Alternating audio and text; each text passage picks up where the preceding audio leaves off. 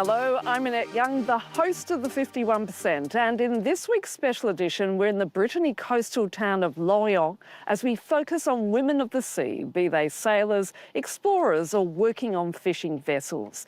And in a world still largely dominated by men, this group of women is helping to turn the tide. It's perhaps one of the toughest environments for anybody to experience. High seas, little sleep and endless winds for weeks on end. Justine Métraux was the first woman to cross the finish line of the 2025 Vendée Globe, the iconic solo round-the-world race. The Swiss sailor setting the record for the fastest result ever by a woman, with a time of 76 days, 1 hour and 36 minutes.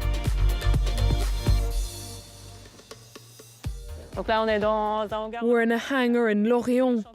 It's the end of the winter refit and maintenance operation for us after the Vendée Globe race. We have to check all the parts. Here we're in the boat's cockpit. That's where we spend most of our time when we're on the water. You've got the living quarters inside here, and this is where the computers are. I generally sleep at the bottom of the boat with a big mattress that I put in there so it doesn't move around too much.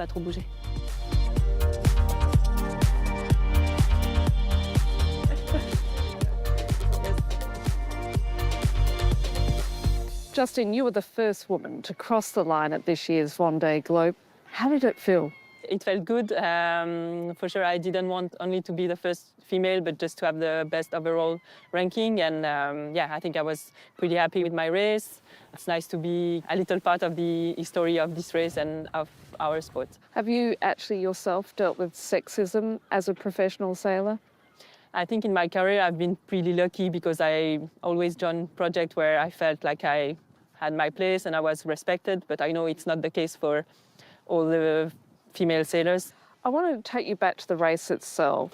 And I think as a woman on a boat like this, in the middle of nowhere, in the middle of the ocean, in the middle of a squall or a storm, how do you mentally get through all of it? And what do you think as a woman gives you additional help as such? I think as females, we have a good endurance, even when the conditions are bad or it's really uncomfortable. I think we have a good resistance as well. Why? I don't know. It's maybe just because we used to have to push a bit more to get what we want. And yeah, but I know that's something I can see maybe in other female athletes. And I know that other sailors saw in the females they were sailing with as well. What will it take to get more women into the sport? That's something which is happening now, which probably started 5 or 10 years ago. So a lot of classes and races, they try to bring more females in the races, like making some rules that are to have, like, it's mandatory now, for example, in the crewed ocean races around the world, to have at least one female on board on all the different legs. A lot of races here in Brittany are now double-ended, and it's mandatory that it's mixed. So it's all it's a way to create more opportunities for females, because if they had no access to those races before, for sure they couldn't build the skills and the experience. So you have to create the opportunities, and it didn't take too long that now some skippers, they even choose to take more females than what's mandatory, just because they like to sail with them, or they just think they have a better experience maybe than some of the other sailors. We've come a long way since the days where sailors would say women on a boat brought bad luck. Yet in the merchant navy, women are still a minority while also facing misogynistic behaviour, as Eleanor Gaugier and Olivia Salazar-Winspear report. As a specialised mechanic in the French merchant navy, Fanny's been working on ships for more than a decade. She's still often the only woman on board.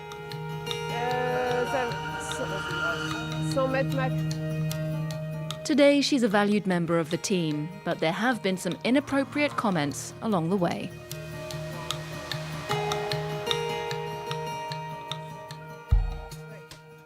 I was a student and I was with another girl, a lieutenant.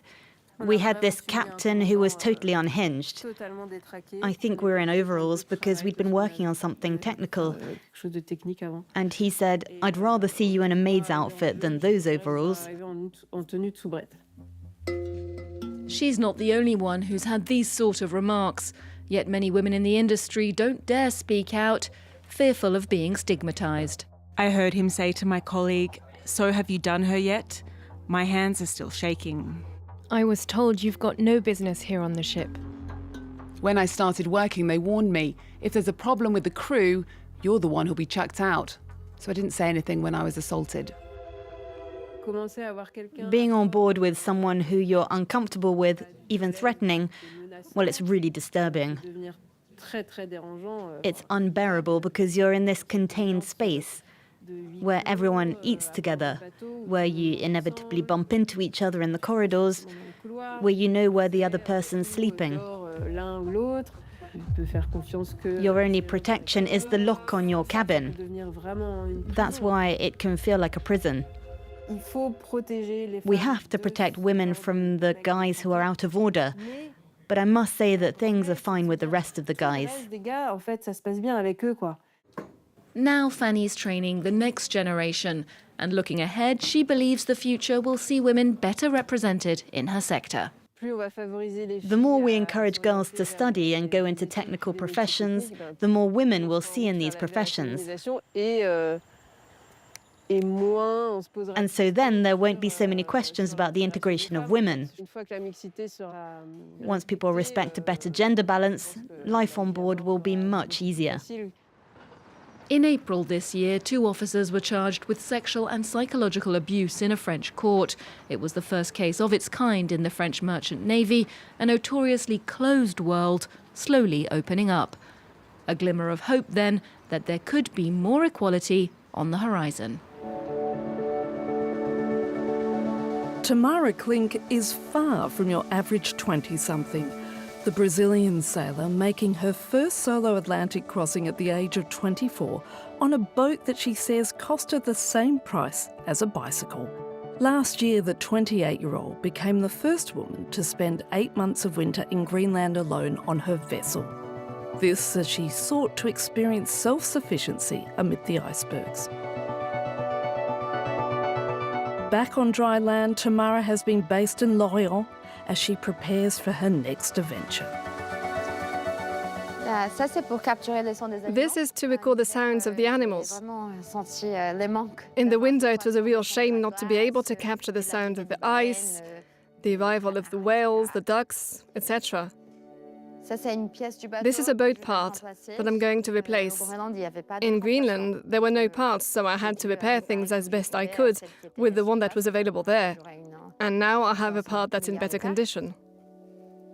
This is a device I keep in my vest, which works as an SOS button if ever I fall in the water. And here we've got a few books. This is a mechanic's Bible. I've already spent some good times and some bad times with my nose in this one.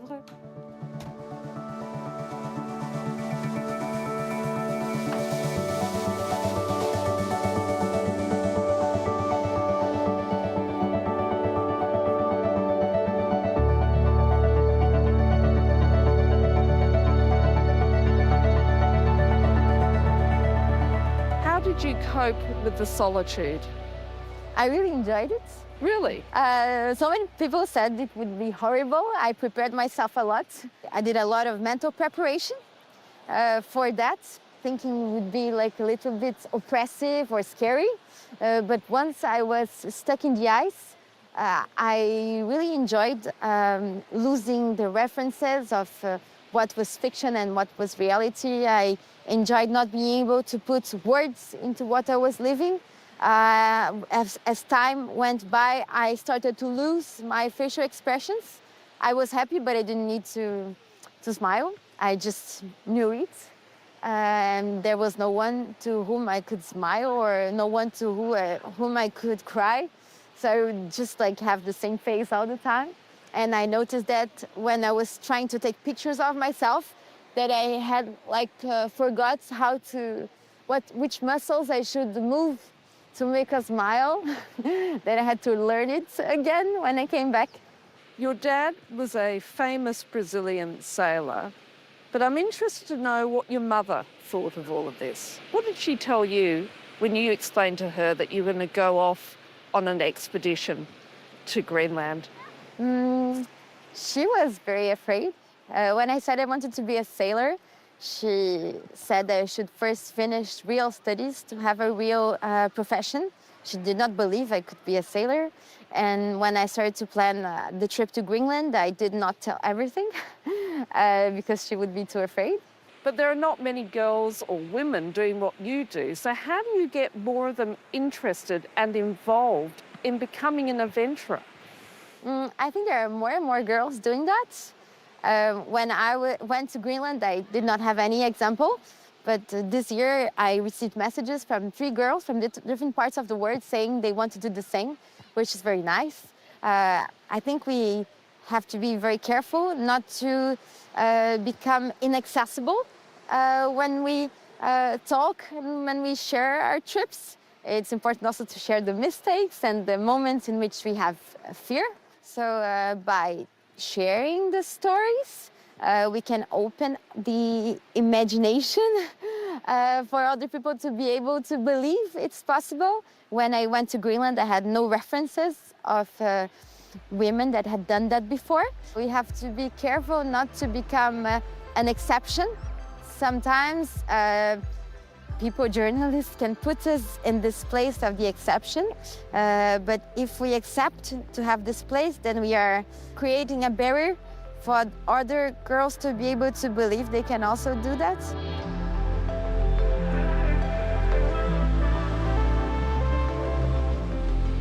And that's it for this special edition. So until our next show, bye for now.